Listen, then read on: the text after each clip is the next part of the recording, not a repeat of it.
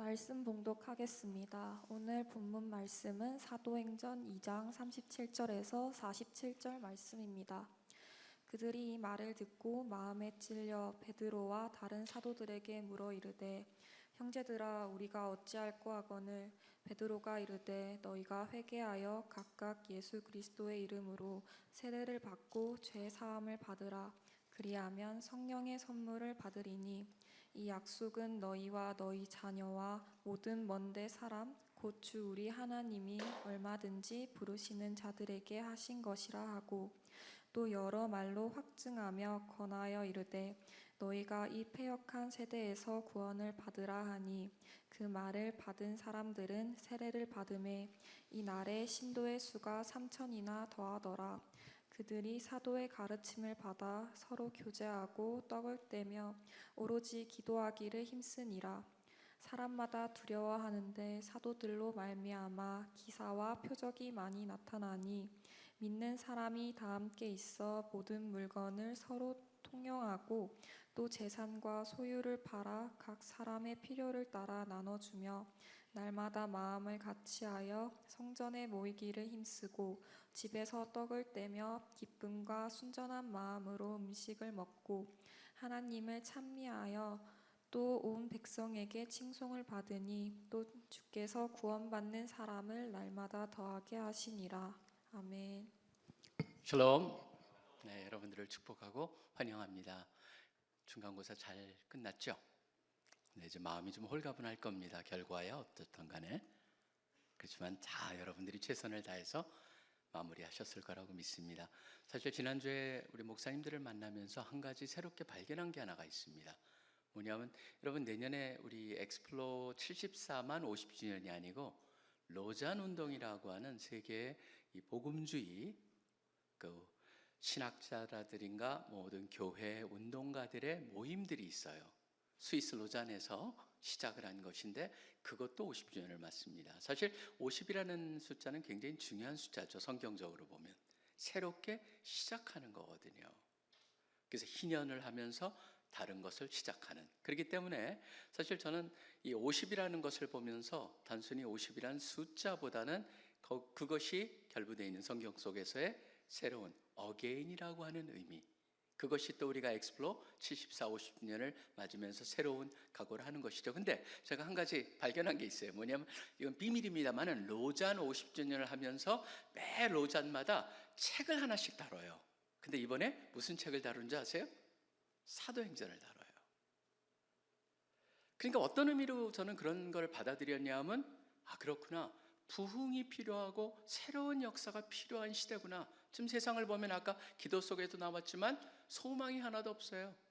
우리나라도 보면은 어느 당인이 잡아도 똑같아요. 정치인들이 세상을 갖다 이렇게 하면 변한다고 그랬지만 세상이 변합니까? 사회학자들은 이렇게 하면 세상이 변하고 또 도덕학자들은 이렇게 도덕으로 무장하면 세상이 변하고 교육학자들은 교육을 하면 세상이 변한다고 하지만 세상은 변하지 않습니다. 유일한 변화는요, 오늘 사도행전에 나와 있는 시작하면서 뭐라고 그랬습니까? 우리가 지난주에 보았습니다. 바로 누가복음을 얘기하면서 예수님께서 시작하신 그 일이 지금 어떻게 진행이 되고 있는가를 얘기하기 위해서 앞에 보면은 시작하신 그걸로 시작을 하고, 여러분 사도행전도 끝에 보면 뭘로 되어 있습니까? 열려 있어요. 계속적으로 시작하신 그 일이 진행되고 있다. 그래서 사람들은 사도행전 29장을 얘기하고 있는 것이죠. 사실 이러한 역사를 우리가 정확히 이해하기 위해서는 한번 세상을 보세요. 역사를 보세요. 보시면요, 사실 학자들이 굉장히 연구를 많이 해요. 어떻게 하다 기독교가 이렇게 성장할 수 있었는가. 로마는요 계속적으로 확장하고 있었거든요. 확장하고 거대한 제국이었습니다. 그러다 보니까 그 점령한 지역마다 있었던 종교들이 있어서 수천 개의 종교가 로마에는 가득했어요. 근데 어떻게 기독교가 300여 년 동안에 완전히 로마를 다 점령해 버렸는가. 그것도 바로 그 시작한 사람이 누구예요? 능력 있는 사람도 아니었어요. 정치가들도 아니었어요. 학문 있는 사람들도 아니에요. 단순히 농부들이고 어부들이었어요. 불가사의예요. 사람들이 연구를 해봐요. 연구하면서 얘기하는 원인들을 갖다가 나름대로 분석을 한 게 뭔지 아십니까? 분명히 사람들이 말하는 거기에는 어느 정도의 사실성이 있습니다. 뭐냐면 이렇게 얘기합니다. 왜 기독교가 그렇게 로마 제국을 점령할 수 있었느냐? 첫 번째 이유가 뭐냐면 그들은 죽음을 다르게 봤다라고 하는 거예요. 죽는 게 달랐어요. 가서 심지어 순교를 하는 그 순간에 사자들이 앞에 있고 그 다음에 처참하게 죽임을 당하는 데서도 거기서도 다 축복하면서 평안 속에서 세상을 떠나는 그 모습을 보고 사람들이 충격이었죠. 죽음이 달랐어요. 또 뭐가 달랐습니까? 다른 모든 종교들은요 특징이 하나가 있었습니다. 예배가 하나도 없어요. 뭐냐면 자신들이 속한 어느 인종이라든가 어떤 계급이라든가 어떤 학문의 정도에 따라서 자기네끼리 종교였어요. 예외가 아닌 게 하나도 없어요. 심지어 기독교랑 가장 가까운 유대교도 어떻게 되어 있습니까? 유대교로 교인이 되려면 유대인이 돼야 돼요. 남자는 그렇기 때문에 할례를 받아야 되는 갈라디아서 전체가 그 얘기잖아요. 예외가 하나도 없어요. 그런데 기독교만 그게 없는 거예요. 기독교는 그 모든 계층이나 인종이나 언어나 그런 거에 관계없이 철저하게 포용적이었어요. 더 나아가서 여자들까지도. 모든 종교가 여자들은 다 secondary citizen, 그러니까 다 두 번째, 세 번째 남자들하고 비교할 수가 없어요. 그런데 기독교만은 달랐어요. 여자나 남자나 평등했어요. 철저한 포용력이라고 하는 면에 있어서 다른 종교랑 구별이 됐다. 그래서 사람들이 발견한 거예요. 첫 번째는 바로 죽음이 달랐다, 포용력이 있었다. 세 번째 보면은 또 하나, 여러분 구제 같은 거는요 모든 종교가 다 구제가 다 있습니다. 지금 이슬람 보세요. 거기도 구제도 5개의 신앙의 기둥 중에 하나지 않습니까? 불교도 철저하게 이 구제 나눔을 갖다 중요해요. 근데 여러분 자세히 보십시오. 그 당시에 있었던 구제의 특징들, 줄리안이라고 하는 황제가 그 얘기를 썼어요. 헬라 사람들은 헬라 가난한 사람들을 도왔고 유대 사람들은 유대 가난한 사람을 도왔고 모든 자기네들이 특정한 것만 도왔는데 기독교만 유일하게 아무 차별 없이 모두를 향해서 도왔다. 이 세 가지를 얘기하면서 그렇기 때문에 기독교가 컸다. 그런데 여러분 이게 그래서 기독교가 컸을까요? 사실은요 많은 사람들이 얘기하는데 그걸 누가 했냐면 케니스 스캇 라토렛이라고 하는 사람이 있습니다. 예일대학교 역사학자였죠. 역사학자였고 이분이 사실 기독교의 팽창의 역사라고 하는 7권 책을 씁니다. 저도 김 목사님 살아계실 때 목사님한테도 서재에 있었던 7권의 책이 있어요. 그게 바로 이 책을 갖고 있는 분들은 옛날 목사님들은 거의 다 갖고 있는 아주 유명한 책이었습니다. 그 사람이 7권의 책을 통해서 딱 말합니다. 기독교의 팽창의 역사는 선교적 역사였다. 기독교는 지속적으로 팽창해 왔다. 그러면서 이분이 거기서 그 얘기를 합니다.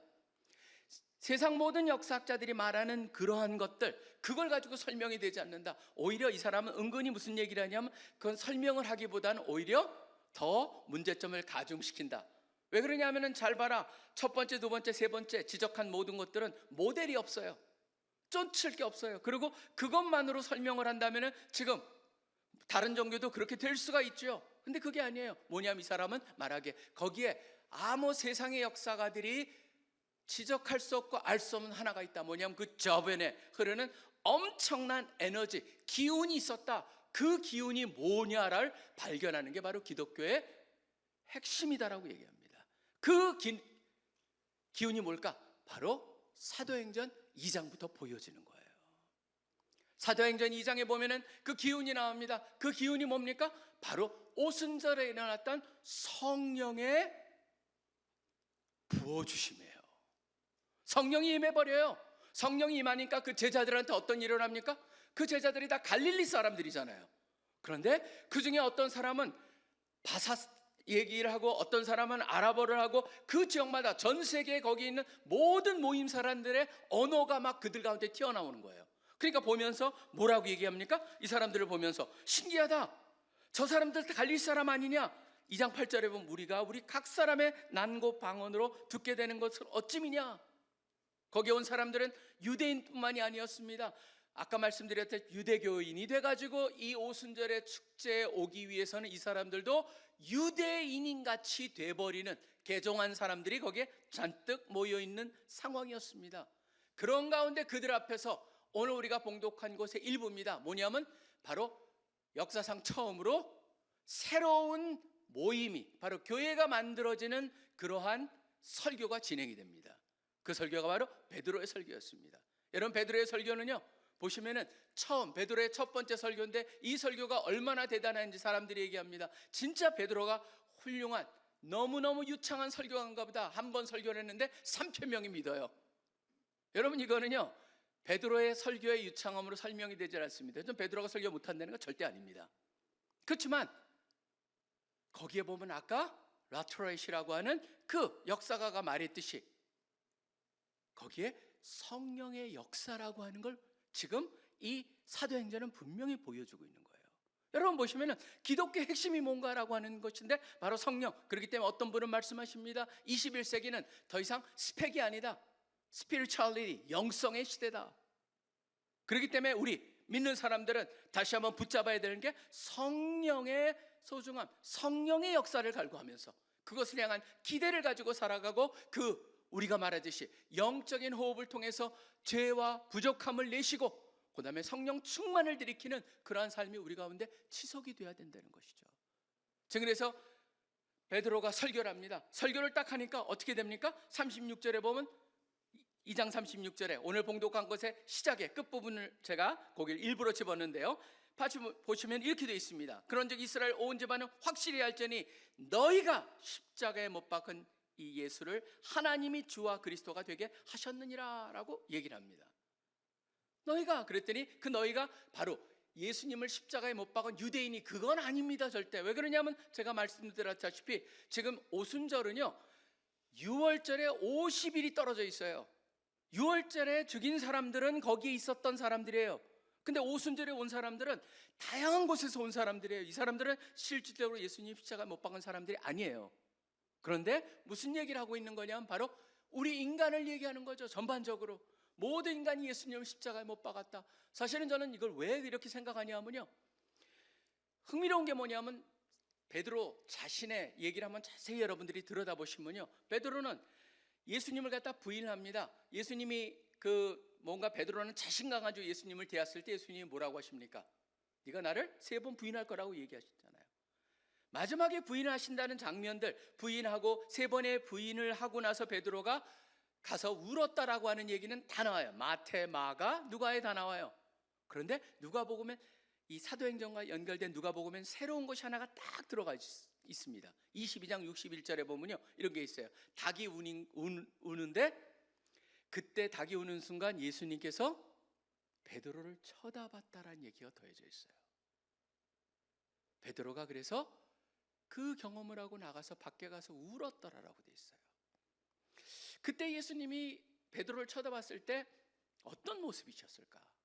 여러분 여기 성경에서는 어떤 모습인지는 몰라요. 그렇지만 잘 아시다시피 그 상황을 보면은 예수님은 멀쩡한 상태가 아니었을 거예요. 이미 주먹질이 시작됐고 구타가 시작됐고 조롱이 시작돼서, 그렇기 때문에 예수님의 눈은 멍이 들었고 어떻게 보면은 얼굴이 푸르둥둥한 그런 상황일 수도 있어요. 근데 베드로를 쳐다봤어요. 베드로가 그 모습을 보고 마음이 어땠을까? 베드로는 사실은 너희가 라고 얘기하지만 뭡니까? 바로 나도 그 중에 하나였다라는 것을 얘기하는 거죠. 그 분위기 속에서 사람들이 마음이 찔립니다. 31절에 보면은 마음이 찔렸다, 이것도 좀 흥미로운 표현입니다. 그냥 마음이 찔렸다는 건 이렇게 막 뭔가 상처를 입었다 그런 게 아니에요. 성령님께서 어떤 걸 주시는 거예요? 컨빅트 하신다. 영어에 보면 컨빅트 한다 그러죠. 그 사람을 갖다가 흔들어 놓는 거예요. 이 단어가 엘렌코라고 하는 이 단어는요 어느 때 쓰이는 거냐, 어느 때 사실 요한복음 16장에 나오는 단어거든요. 세상의 죄를 그 다음에 컨빅트 할 것이다. 그래서 크로스 익잼 한다고 그래가지고 영어에 보면은 계속적으로 그 사람을 죄를 갖다가 지적을 하고 알게 한다라는 거예요.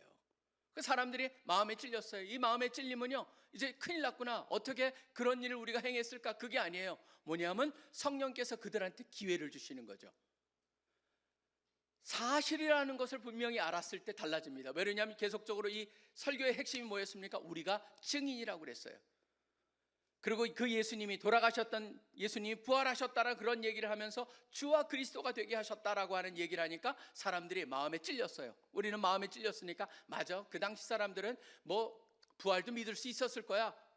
여러분 근데요, 전 세계에서 지금도 마찬가지입니다. 절대적으로 부활과 하나님이 인간의 모습으로 오셔서 돌아가셨다가 부활하실 수가 있다라고 하는 것을 절대로 믿을 수 없는 민족을 갖다가 지불하면 바로 유대인이에요. 유대인들 보세요, 여러분. 유대인이 하나님이 인간으로 오실 수 있다고 상상을 할 수가 없습니다. 왜 그렇습니까, 여러분? 히브리어는요, 쓰다가 야훼라고 하는, 우리는 야훼, 여호와라고 하고 뭐 야훼라고 하는 그 부분, 그걸 이스라엘 사람들은 읽지를 못해요, 감히. 그래서 아도나이라고 읽으면서 그 앞에 딱 가면은 계속적으로 성경을 갖다가 이제 만들기 위해서 쓰다가 그 바로 오게 되면은 그 앞에서 붓을 꺾고 가서 목욕하고 와서 쓰는 게 바로 아도나이라고 하는 단어예요. 하나님과 인간은 철저히 구분되어 있어요. 그런데 그런 가운데 하나님이 인간의 모습으로 오셨다고요? 상상을 할 수가 없는 거죠. 그리고 부활이요, 절대적으로 이스라엘 유대인들은 부활을 믿을 수가 없어요. 이런 모습의 부활은 마지막 때 의인들이 한꺼번에 다 같이 부활한다라는 이론이 있어요. 그렇지만 개인이 부활할 것이다라는 생각은 전혀 가질 수가 없는 사람들이에요. 그런데 그걸 얘기하면서 거기에 증인들이 있잖아요. 베드로가 우리가 증인이다. 증인들이 많았어요. 어떻게 할 수 있습니까? 여러분 보시면은 고린도전서 15장에도 보면은 뭐가 나오냐면 거기에 나타난 500명에 나타나고 사도들이 나타나고 이것저것에 나타났던 예수님의 그 얘기들이 많잖아요. 다 증인들이 가득한 거예요. 부활하시고 50일 사이에 그런 일들이 일어났고 그걸 경험한 사람들이 거기 잔뜩 있어요. 뭡니까?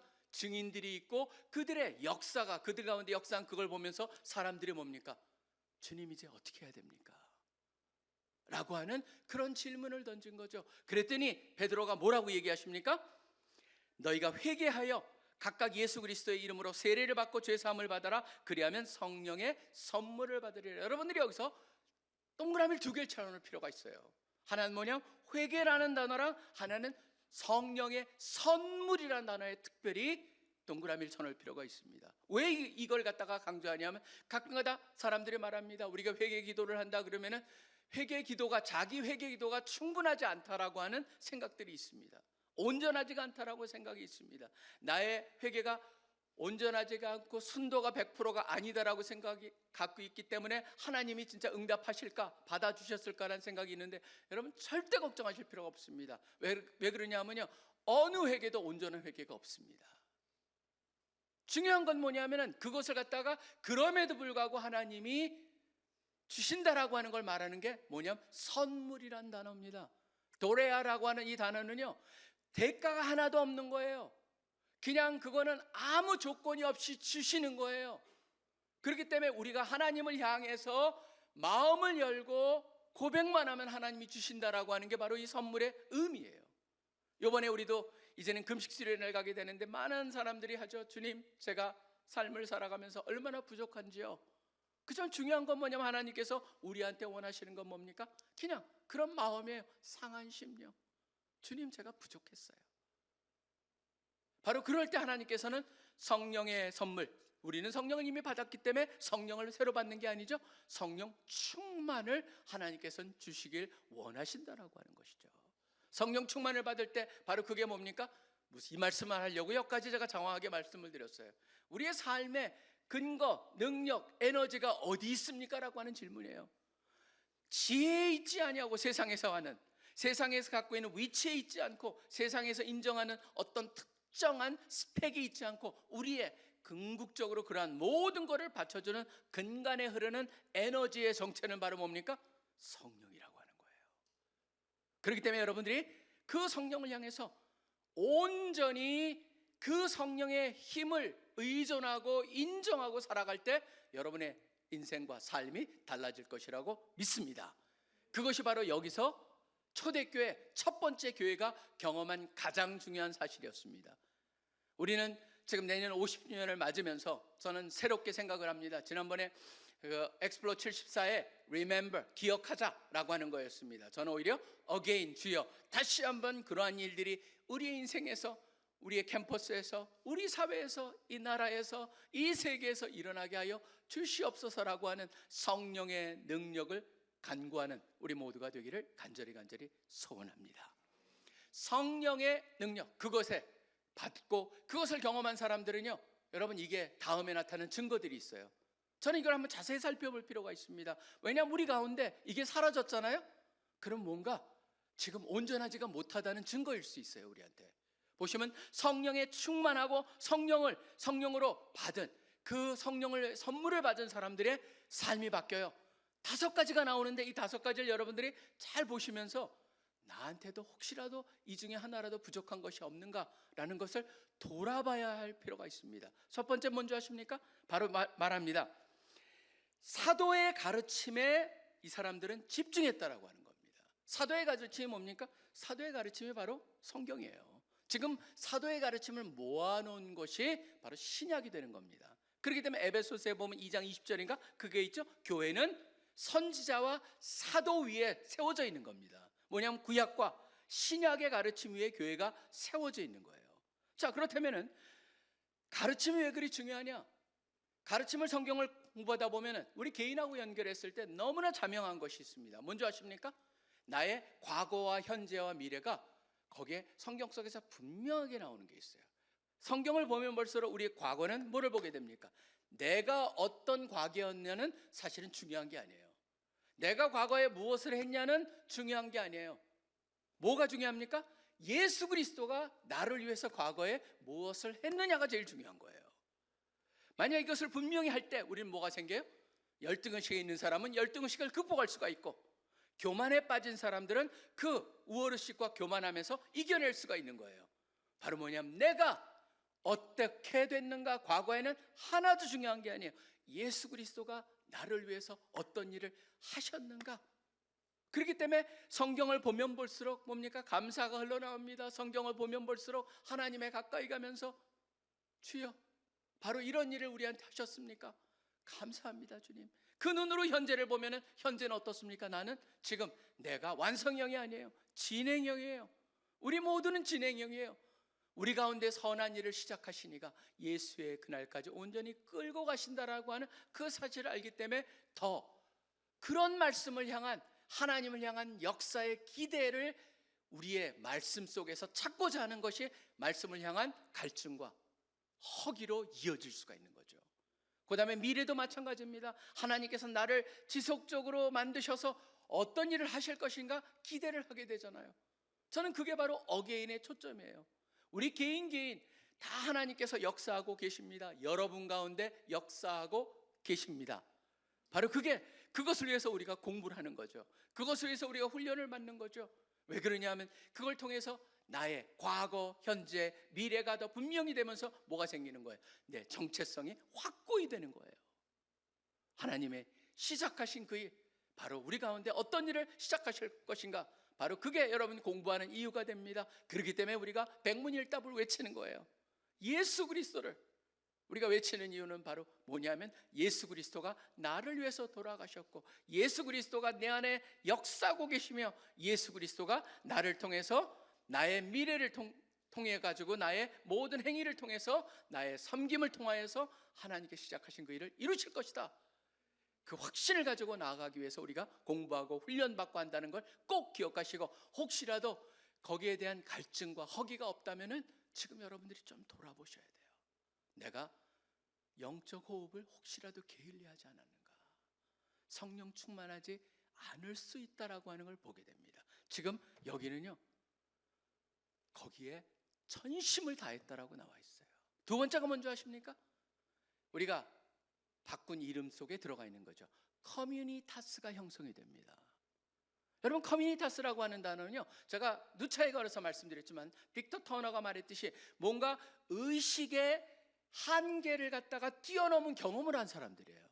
그 의식의 한계, 역치라고 하는 그것을 갖다가 빅터 터너는 리미널리티, 바로 문지방이라고 하는, 라이먼이라고 하는 라틴어에서 나온 건데, 바로 어떤 뭔가 우리의 의식의 한계를 넘어봤다.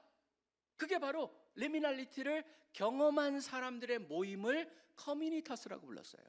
어제 우리 나사렛들이 대구에서 모였습니다. 나사렛 회장님들이 전국에서 모였는데 지금 제가 최근에 만났던 모든 나사렛 모임 중에 가장 제가 은혜를 받았고 가장 뭔가 가능성을 보았었습니다. 거기에 오신 나사렛들이 다 같이 얘기합니다. 이제는 뭔가 우리가 새로운 운동을 해야 될 때가 왔다. 이제는 뭔가 새로운 모습으로 우리가 접근해야 될 때가 왔다. 우리가 민족복음을 위해서 나사렛들이 교회 안에서만 속한 것이 아니라 교회를 뛰어넘어서 이 민족을 향해서 무엇을 할고 기대하고 기도를 하는 모습을 보면서 그 가운데 저는 소망을 받습니다. 여러분, 커뮤니타스, 그게 바로 우리들입니다. 여러분들이 커뮤니타스의 일원들입니다. 그렇기 때문에 여기서 뭡니까? 커뮤니타스는 특징이 있어요. 서로가 서로를 만나지 못해서 난리가 나요. 여기 보면 뭐라고 되어 있습니까? 성전에서 만나요. 당연히 만납니다. 근데 성전에서 만나고 또 뭐 합니까? 집에 와서 또 만나요. 지속적인 만남. 그렇기 때문에 마치 히브리서에 보면 그게 있죠? 만나기를, 모이기를 패하는 어떤 사람들과 같이 하지 말고 그날이 가까움에 따라 더욱더 그리하자. 뭐 하자는 거예요? 모이자라는 거예요. 모임이라고 하는 건요, 단순히 피지컬리 모이는 것도 있지만 여러분 뭡니까? 여러분들은 그거 잘하잖아요. 문자로도. 그게 모이는 거예요. 어떤 사람은 옆에 둘이 앉아가지고 앞보면서 둘이 문자로 대화하는 사람들도 있다라고 하는 걸 데이팅하는데 그런 시대잖아요. 그게 바로 뭡니까? 모인다라는 건 생각과 영을 갖다 교류하는 거죠. 그 커뮤니타스가 만들어져 있다는 거예요. 지금 성령이 충만해지니까 개인적인 영역 속에서 말씀을 보고 또 함께 그런 사람들의 모임인 커뮤니타스가 형성이 되고 그 안에서 그 커뮤니타스가 서로를 갖다 필요를 갖다 채워주고 그러면서 그 성장하니까 뭐가 됩니까? 그 다음에는 밖으로 연결이 되기 시작합니다. 밖으로 나타나는 게 두 가지였습니다. 하나는 뭡니까? 이렇게 되어 있습니다. 45절에 보면 또 재산과 소유를 팔아서 각 사람의 필요를 따라 나눠주며 이게 바로 역사학자들이 지적하는 기독교 성장의 비밀 중에 하나였죠. 소셜 컴패션. 그 사회를 향해서 필요한 사람, 어떤 특정한 계급이나 특정한 사람이 아니고 필요가 있는 사람한테 나눴다. 여러분 이건 뭐냐면요, 교회가 너무너무 끌렸다는 거예요. 그렇기 때문에 뭐가 됩니까? 네 번째가 연결이 되는데 그 47절에 나오는 거죠. 백성의 칭송을 받으니 주께서 구원받는 사람을 날마다 더하게 하시니라. 네 번째가 뭐예요? 이벤젤리즘, 전도가 일어난 거예요. 지금 우리의 시대는 프로그램으로 전도를 합니다. 왜 그러냐면 그만큼 교회가 정착됐기 때문에 그때랑 다릅니다. 분명한 거는 동일한 것은 바로 전도가 일어났다. 그 당시에는 여기 보면 칭송이라고 번역이 되어 있습니다. 근데 이 단어가 참 재밌습니다. 다른 데는 동일한 단어가 하나님하고 관계 속에 쓰여질 때 우리는 은혜라는 단어로 번역을 하는 단어가 여기 쓰여져 있습니다. 그렇기 때문에 마치 이거 같습니다. 하나님이 우리한테 카리스, 바로 은혜를 주면은 세상 사람들이 우리로 하여금 그 은혜를 갖다 세상 사람들하고 나누고 세상 사람들이 그것을 받음으로써 은혜를 느끼고 누구한테 연결이 돼요? 하나님께로 연결되는 이 사건이 일어난다는 거예요. 저는 이게 참 한번 잘 생각해 볼 필요가 있습니다. 왜냐하면 지금 왜 우리나라 교회가 이렇게 인심을 잃어버렸나, 세상에서. 언제부턴가 우리 교회가 교회의 역할과 본분을 잊어버렸다라고 하는 것이죠. 이 시대를 보면은 정확히 윌리엄 템플이라고 하는 성공의 대주교가 이런 말을 했습니다. 교회는 뭐냐? 인간들 사이에서 존재하는 모든 조직 중에서 유일하게 비회원들을 위한 혜택을 위해서 존재하는 조직이다. 언제부턴가 우리 교회는 우리를 갖다가 중시하고 우리 교인들이라고 하는 생각 속에 갇히면서 그 원래 그것이 아니고 그걸 통해서 그 다음으로 가야 되는 세상을 향한 그 나눔과 섬김이 언제부턴가 약화되어 버리다 보니까 본분을 잊어버린 게 아니냐, 저는 그런 생각을 하면서 회복을 하게 합니다. 왜냐하면 예수님께서요 제자를 부르면서도 베드로한테도 그러잖아요. 넌 이제부터 사람을 취하는 자가 되게 하리라. 근데 취한다는 단어가 뭔지 아세요? 의미를 쫓아가 보면 그 사람들의 마음을 빼앗는 자가 되게 하겠다. 원래 거기에 쓰이는 비유적인 게 뭐냐면요, 매력적이 되게 하겠다는 거예요. 우리의 매력이 어디 있는가를 돌아보게 만드는 그러한 말씀이죠. 자, 그러고 나서 세상이 되어 있습니다. 그런데 그 모든 세상을 향해서 나누고 섬길 수 있는 에너지는 마지막 다섯 번째 특징 속에 나타납니다. 그게 뭐냐면 47절에 하나님을 찬미하는 바로 예배, 경배를 통해서 일어난다는 것이죠. 에너지가 거기서 나옵니다. 사실 이건 왜 그리 중요하냐면 이렇게 되어 있습니다. 사이클입니다, 여러분. 우리가 하나님께 예배하기 때문에 하나님께서 에너지를 주시고 그 에너지를 통해서 우리가 에너지를 받아서 말씀을 공부하면서 나에 대한 정체성을 찾아가고, 그 다음에 그런 사람들의 모임인 이런 우리와 같은 커뮤니타스를 통해서 커뮤니타스를 견고케 하고 서로가 서로를 갖다 알고 필요를 채워주고 견고케 하면서 세상을 향해서 나눠주고 돌봐주고, 더 나아가서 그것을 통해서 사람들로 하여금 이 하나님의 백성에 모으고 다시 한번 또 힘을 얻기 위해서 하나님을 예배하면서 힘을 얻고, 계속적으로 뭐예요? 선순환이죠. 바로 그게 초대교회에서 나타나는 모습이었다라고 하는 거예요. 저는 다시 한번 여러분의 캠퍼스에서 우리 CCC가 우리 동아리에서 어떤 일이 일어나는가를 여기 좀 리더들이 와 있으니까 고민을 해보시길 바랍니다. 다시 한번 그러한 초대교회의 모습과 같은 그런 모습들이 우리 캠퍼스에서 어떻게 하면 일어날 것인가? 함께 기도하고 예배하고 말씀 보고 훈련받고 또 모이기에 힘써서 모여서 공부도 하고 격려도 하고 또 모르는 게 있으면 가르쳐주고, 그 다음에 힘든 사람이 있으면 상담도 해주고, 멘토링, 코칭 그런 것이 일어나면서 서로 커가고, 우리가 기회가 되면 세상을 향해서 섬기고 또 전도하고, 그것을 통해서 다시 한번 또 하나님을 향해 예배를 드리고 경배하면서 힘을 얻고 하는 그런 일들이 우리 캠퍼스에서, 여러분의 삶에서, 여러분이 속한 어떤 조직에 있었든 간에 일어나고, 그것을 통해 하나님께 영광이 돌려지는 그런 모습이 있기를 간절히 축원합니다. 예수님께서 시작하셨습니다. 사도행전이 열려 있는 것처럼 지금 우리를 통해서도 그 역사가 지속적으로 일어날 것을 믿습니다.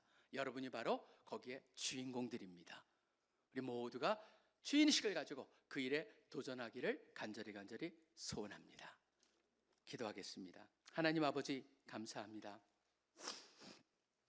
진정 사도행전에 나와 있는 2장에 나오는 그 오순절 사건을 보면서 요엘 선지자의 예언이 떠오릅니다. 늙은이는 꿈을 꾸고 젊은이는 환상을 볼 거라고 하셨는데, 주님, 그렇습니다.